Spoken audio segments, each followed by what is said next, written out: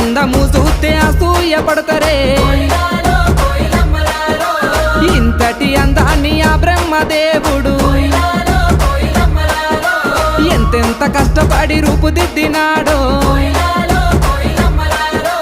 దివిలోన నీ ఉంటే దేవుళ్ళు కూడా నిన్ను చూసి ఆగరాని కిందికే పంపనేమో మల్లె చెట్టు కింద కూస్తున్నా